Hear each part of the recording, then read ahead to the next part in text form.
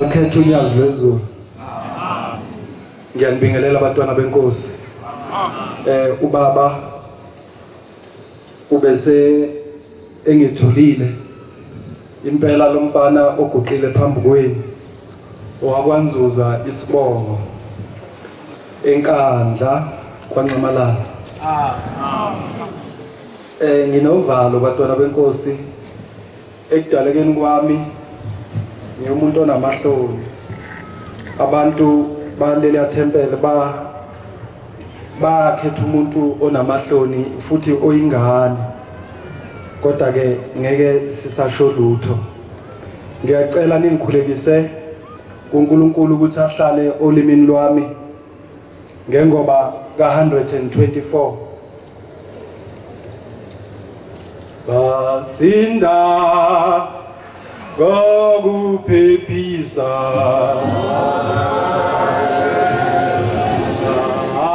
abahamba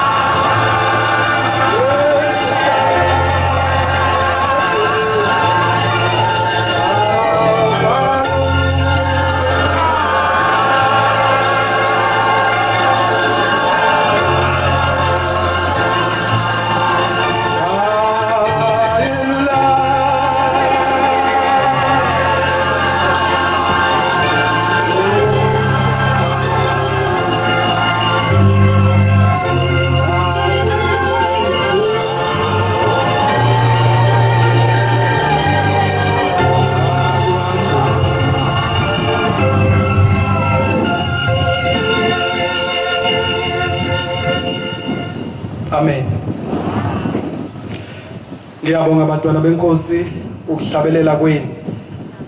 Le ngoma iyakhuluma abantwana benkosi.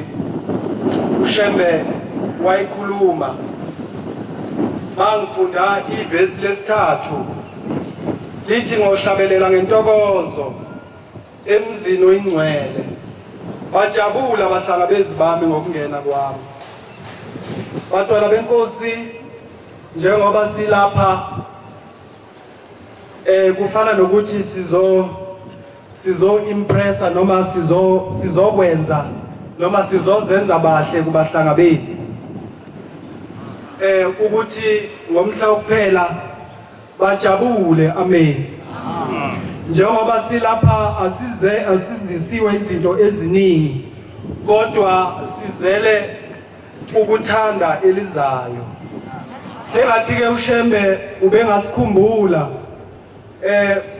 asenze bantwana benkosi sibambelele kuye njalo noma kunzima kangakanani empilweni kodwa sihlale kulelizwi ngoba sikhethe kahle sakhetha uShembe okunyazi lwezulu.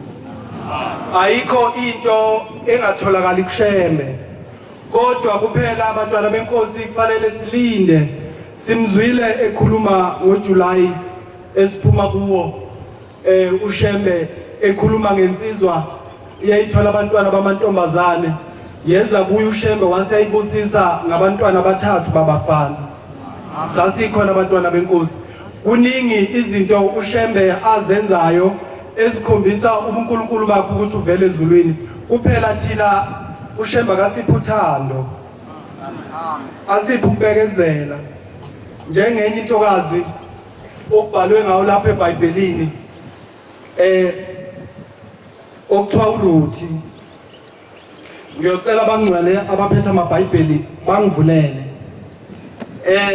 okuthiwa uRuthi. Le ntokazi uma indaba yayo ungayisusi khona kwakukhona umama okumama ezala wayo owayigane igama lakhe uNaomi owayigane indoda okuthiwa uBoazi. Ngikhuluma ngothando bantwana benkosi nokubekezela ukuthi uShembe akasikhumbule ngingathi ngoba ngihleze ngiza njalo lapha ngakuthole engikufunayo noma ngicela uShembe ngoba bantwana benkosi njengoba silapha kukhona abantu abanosizo olumangalisayo. Abanye abazi nokuthi bothi bangabe befika endlini bafike badlini. Abanye beze lapha besuka endaweni ehlukahlukene bazofuna umsebenzi bashiye emakhaya bulanjiwe kodwa umsebenzi namanje abawutholi kodwa banethemba. Asibambelele bantwana benkosi uNkulunkulu esimkhonzayo uzosikhumbula. Lo baba nalo mama kuthiwa kwathi ngesinye isikhathi kwabanendlala kwakungabase Bethlehem kwabanendlala base beyahamba baya kwelinye izwe bexoshwa indlala.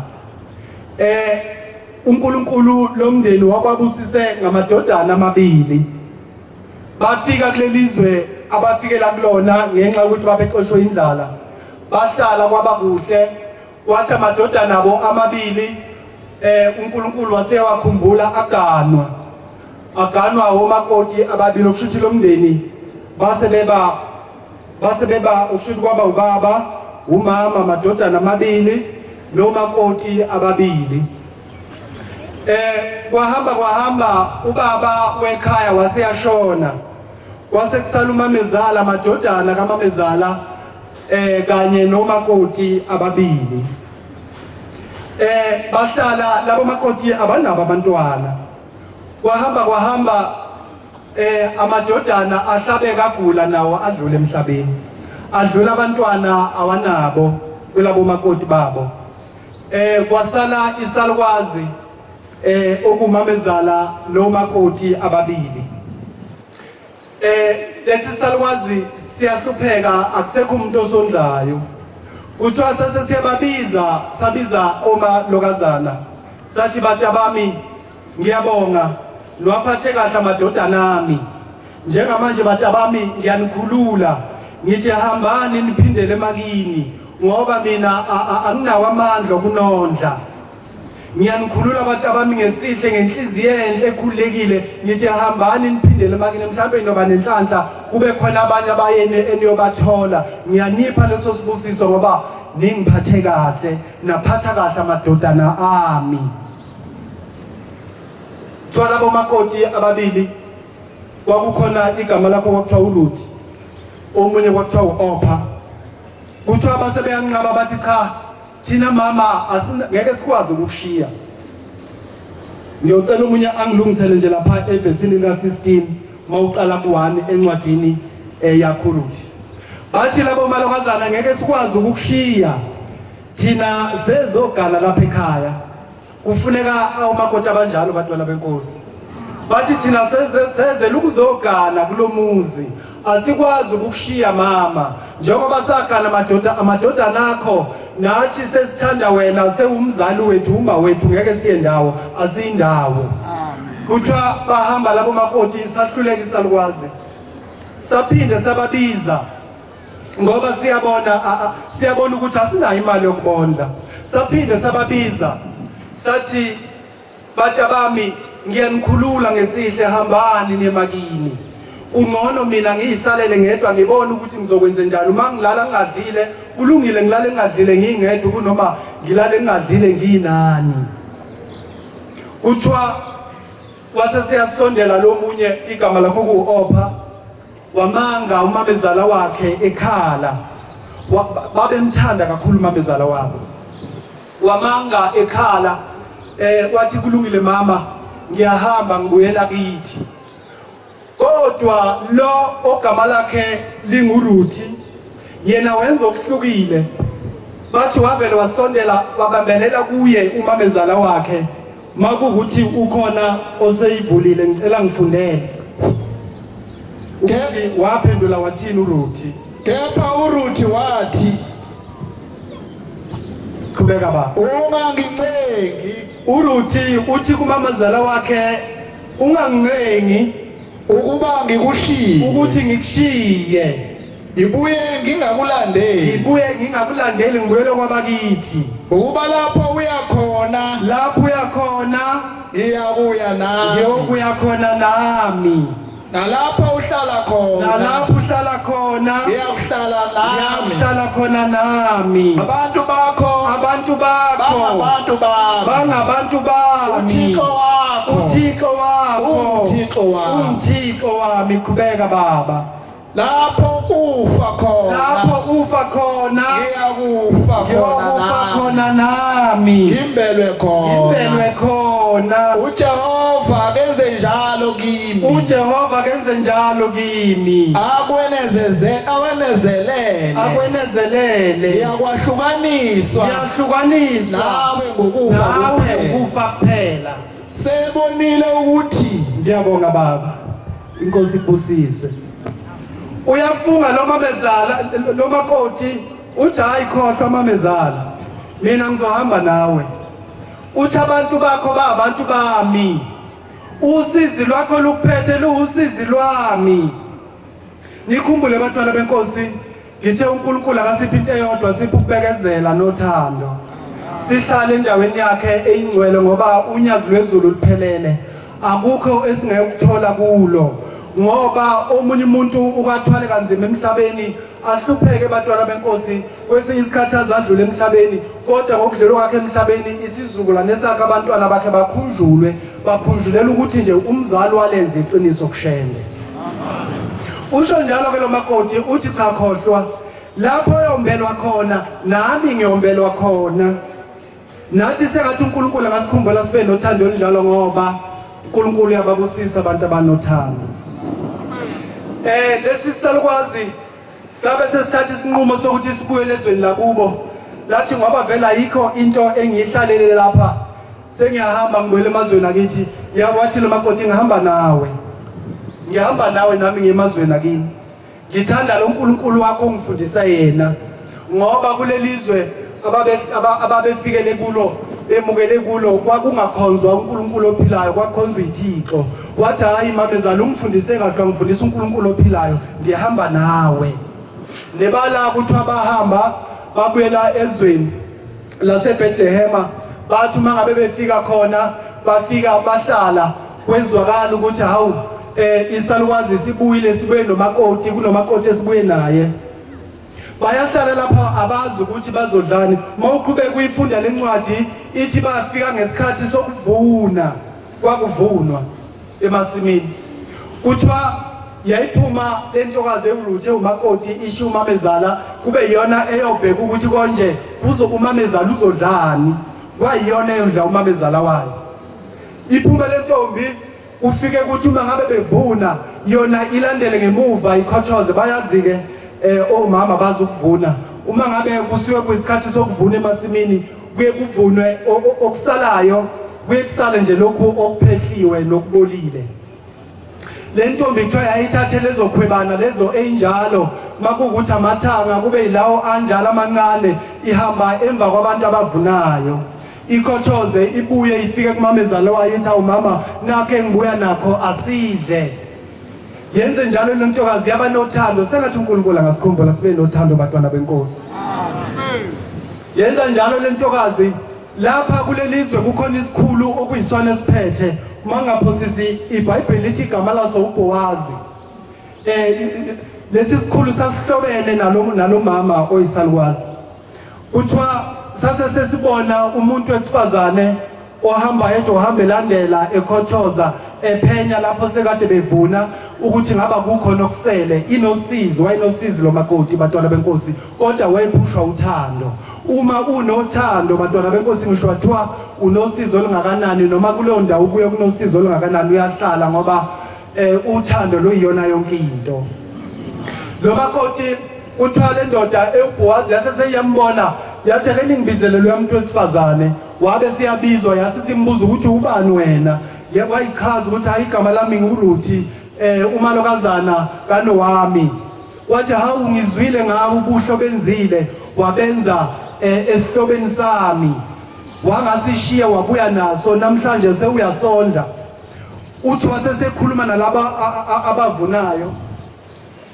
wathi uma ngabe nivuna ningakuthathi konke lokushiyo kunye ukuze lo muntu wesifazane kube khona ukudla akutholayo akwazi ukuthi ayoyiphilisa kwahamba abantwana benkosi lo makoti wayengenayo umntwana kwathi lesi sikhulu esiuBowazi sase siyambheka ngizobeka kanjalo sase siyambheka samnakekela ekumnakekeleni kwaso kwahamba lentokazi yazibula ngomntwana womfana eUruthi mawufunda iBhayibheli uNkulunkulu walibusisa ukhalo likalo yamakoti ngoba mawehla njalo ukhalo lwakhe luukhalo lapho noma isizukulwane senkosi uJesu sisokhalo lentokazi eUruthi mawufunda wehla nalo iBhayibheli ngisekutheni ke abantwana benkosi uNkulunkulu uyababusisa abantwana bakhe abanothando abanenhliziyo ebekezelayo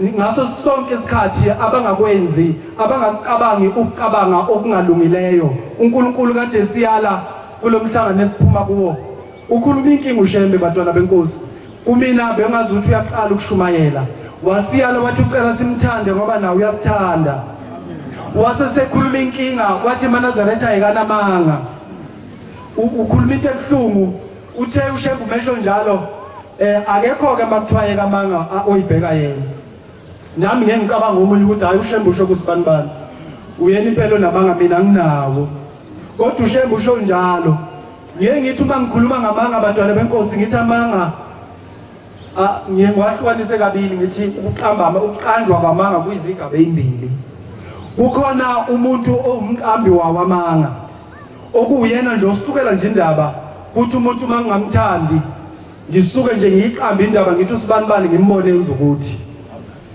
ngoba angimthandi ngifuna ukumdumisa kabi bese sengixoxela oyedwa ukuthi hawu yazi usibanibani ngimbone uzokuthi indaba ke kuyenzeka mawuxoxela indaba isifuba sivele sibabuzele ingafuni ukuhlala esifubeni ufise sengathi ngadlulela komunye umuntu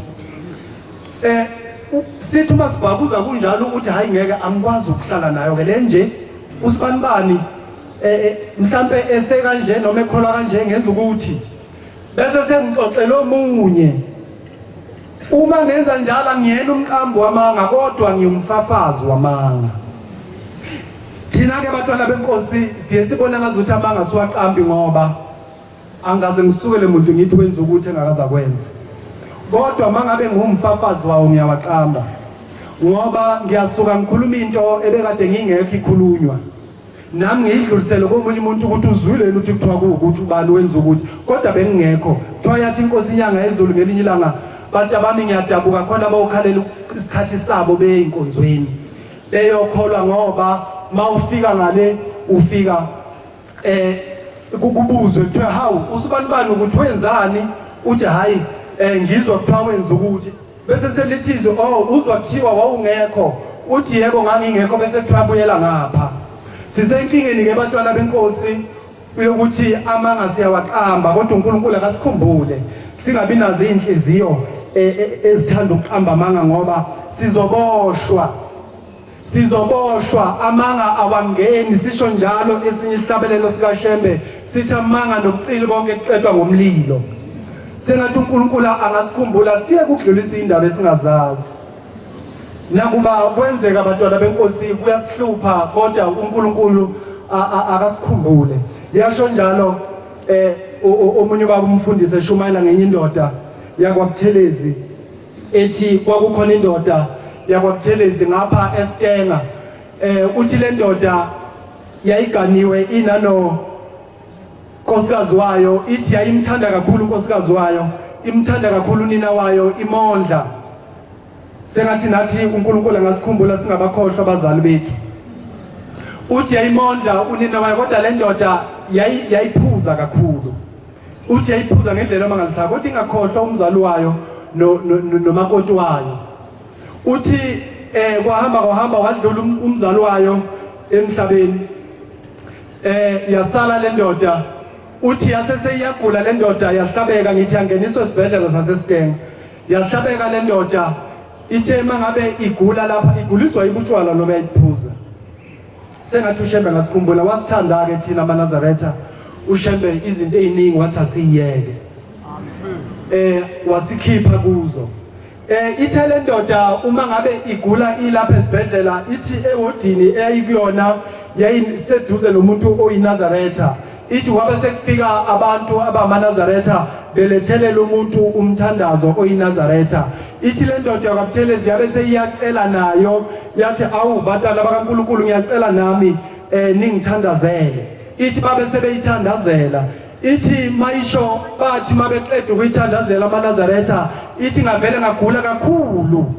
Ithi yagula kakhulu yase seyadlula emhlabeni. Ithi le ndoda ngahamba indawo ende. Uthi ngafika kwenye indawo kunomfula bengikhuluma ngamanga abantwana benkosi. Ithi ngafika kwenye indawo kunomfula omkhulu kunabantu abaningi. Uthi bayehlaba enyuka sebaze baba uthuthuva. Ithi uma ngabe behla benyuka uthi kuwe qhamuka indoda ngaphesheya komfula uthi memeza igama ithi mayimemeza igama bagijime bonke bashone ngakhona benza ukuthi ngaba kumenyezwana wabamagama. Ithi uyomenyezwa lo nenhlanhla omenyezwayo ithi bese basengathi khona into eyiginqayo lo muntu omenyeziwa abambelele kuyo bese siyawela. Ithi ngathula ngabuka ukuthi hawu kumenyezwa abantu abakholwayo la. Vele mina bengakholwa ndawo. Ithi ngavela ngathi angivele ngikhohlwe nje. Ithi the isahlezi kanjalo yathi mayiqalaza endaweni ngathi segqumeni ithi yaseseyibona umuntu ongazuthi uyaphalaza. Ithi mayimbona lo muntu engathi uyakhonya uthi uphalaza inyoka uthi isize yankulu lenyoka isize yawumthwalo. Uthi uyayiphalaza lo muntu kwase kukhuluma izwi lathi uyambona lo muntu wathi yebo ngiyambona. Yathi wenzani wathi ngimbone ephalaza uphalaza inyoka wathi hayi akuyona inyoka la iphalazayo. Yathi ulimi. Yathi lo muntu wayinamanga. Wathi amanga waweni kulomfula. Uphalaza nje kusathiwa akuphuma amanga kuye. uNkulunkulu asikhumbule abantwana benkosi. Asikhumbule abantwana benkosi singalahlwa ngento encane nje yokuthi ngidlulisa indaba ezenzeke ngingekho. Lezinye izinhle ngomunye umuntu kanti ngidlulisa into engekho umuntu ubophile uShembe akasikhumbula benathi. Ithi lensizwa yayibuka lento wase siyakhuluma lo muntu wathi lo muntu wayenamanga wayiqamba amanga emhlabeni wayiqamba amanga emhlabeni uthi yahlala kunjalo ngizosala sengiqeda noma sengidlulile emangeni ithi yahlala kunjalo ithi waphinde waqhamuka lo muntu uthi uthembe iqhamuka wase siyamemeza umemeza igama lakhe uthi uma ngabe elimemeza igama lakhe uthi hayi ngayitshela ukuthi akumina ngoba amakholwa lawa amenyezwa la ithi waphinde wamemeza ngezwe uthi hayi umemeza ithi yashona khona ithi wangiwelisa wangiweza ngawela ngizoyingamlela kukhona ubaba umshumayela eduze kwami ithi wangiweza ngawela ithi sithemba ngabe sesiwelile naye sahamba uma ngabe kusho uthi wafika wawelela endaweni wafika amatshe amaningi uthi wasesethi thatha itshe elinegama lakho la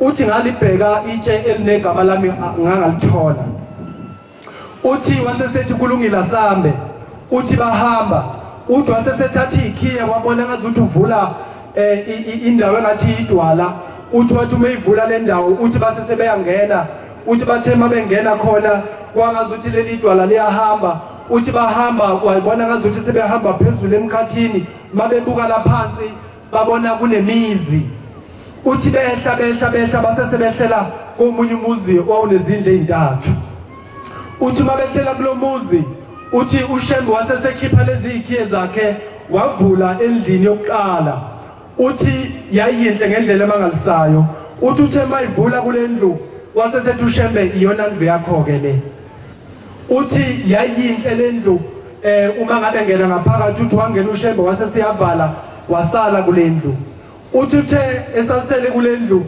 uShembe sanda kuphuma uthi lendlu iyavele wayizwa seyinukutshwala uthi wabe sathe uyabekezela kwangabekezelela yanukutshwala lendlu wabe sathe uthi hayi weza uthi uyehluleka uthi wamemeza manje ngoba wasesebonile ukuthi uShembe uthi wamemeza wathi ngeke Shembe uthi yini kwenze njani uthi wavula wathi Shembe ngeke ngikwazi ukuhlala kulendlini ukutshwala uthi wathi uShembe mina mntana mbengibekezele kuwe ngisesemhlabeni uhlezi unginukisela ngotshwala zonke izinto abantwana benkosi esizenzayo size singakhohlwa ukuthi sizoyifika ngomhla kuphela uShembe akasikhumbule enze asinikeza inhliziyo bantwana benkosi ezithanda ukuhamba kahle uthi uShembe wasesiyamkhipha kulendlu uthi waphinde wabuyela kwenye esibili uthi wakhipha ikhiye wavula uthi ngangena uthi ayi ngabona ngathi inhle kakhulu ke kunale ngisuka kuyona uthi naphezulu inhle nje kakhulu ifulelwe kahle uthi hayi ngihlale uthi mangihlala ngivele uthi ngizongazuthi khona into ewela kimi uthi mayiwela kimi lento uma ngithi umule ke emakhaya izindle ezibaswayo zibe nento ewumule laphezulu uthi wathi uma ngabe uyaqalaza indlu yavele yagcwala umule yonke uthi wanuka ngendlela emangalisayo uthi ngeze ukuthi angeke ngikwazi ukuhlala la uthi ngaphinde ngamemeza ukuthi Shembe ngivulele uthi yaphinde yenza inkosi yathi kwenze njani mntanami uthi kwathi ayi baba ngeke ngikwazi ukuhlala kule ndlu nomule inanentuthu sekuvele kwadwala intuthu ngaphakathi wathi mina kodwa yakho mntana bemhlabeni bengibekezelela intuthu kwakho ayobuhlezi ungivusa ngayo njalo wathi bengibekezela uthi wathi Shembe ngeke ngikwazi ukuhlala lapha ngiyaxolisa uthi wathi uShembe kulungile uthi wamkhipha wayovula kwesithathu uthi wavula kwesithathu uthi hayi lena ke yayinhle yayize yapholishwa ngisho phansi ifaka upholisho bovu uthi bangena kulesithathu bavale uShembe avala aphume uthi uma ngabe sephumile uthi uma ngabe ngithi ngiphakanyisa unyawo ngizokukhonte ngathi yaxathuka phansi lento bengithi upolish uthi uma ngabe ethi uyaphakamisa hayi igazi le lapho upolish uthi indlu yavele yagcwala igazi lendla hlezi kuyona uthi waphindwa wamemeza wathi Shembe ngeke ngikwazi ukuhlala kule ndlu igcwele igazi wathi yebo mntanami ukuthi uma ngabe useyindaweni zokucima ukoma mangabe kuukuthi usunathile ubuyusha abantu iligazi labo leli obuhlezi ulikhipha ulichitha endaweni zokucima ukoma ufica lona lapha. Ngathi uma ngifunda le ndaba abantwana benkosi ngabuka ukuthi awushembe zonke izinto ezizenzayo sizoyifica ngomhla wokuphela. uNkulunkulu usengathi angasikhumbula asiphe uthando nokubekezela nokuhamba ngendlela okuyiyo. Uthi ushembe wamkhipha wathi mntana mangazi ngoba bekuyona ndlela yokugcina le ayisekho enye indlela khona. Uthi wasesebona ngazuthi kukhona omama abasemasimini. Uthi wasesebona kukhona umama oqhwebayo engathi uqhweba uBhombela. Uthi wakhuluma noBhombela lo mama. Uthi wasesembona ushembe sesuka eza kuye. Uthi wasesethi mntanami lo mama okade umbona ekhuluma nami uma wakho. Wathi uma wakho ubezokuncengela. Ufike wakuncenga wathi shembe ngiyacela ingane yami le ibingiphethe kahle ngisehle emhlabeni yayingondla. Yayingenzela yonke into sengathi nathi uNkulunkulu angasikhumbula singabakhohlwa abazali bethu. Noma kunjani bantwana benkosi singabakhohlwa abazali bethu. Noma umgane umakoti uma umzali wakhe ekhala ngingasho ukuthi usuganile wena la ekhaya ngoba naye umzali wakhe. Uthi wathi lo mama shembe ngiyacela umntana umbuyisele emhlabeni. Uthi wasethi ushembe kulungile ngiyakubuyisela emhlabeni ufike ubiza amaNazaretha uwatshele lento oyibonile. Wabe esewaxoxela ngamaNazaretha. Sengathi ke bantwana benkosi ushembe angasikhumbula asiphe ukubekezela asiphe nothando. Ngiyabonga abantwana benkosi umntwana omncane lo beguqile phambi kwenu. Kungenzeka ukuthi mhlawumbe kukhona la ngibhibhidle khona. Ngiyocela ukuthi ningithethelele nonyazi lwezulu lingithethelele. Amen. Amen. Nkosi kusisemizweni. Amen. Umshumayeli asivale.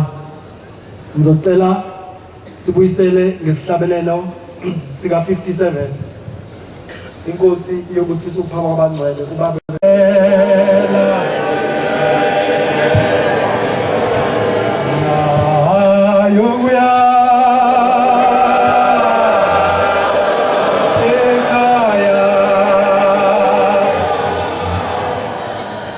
Jehova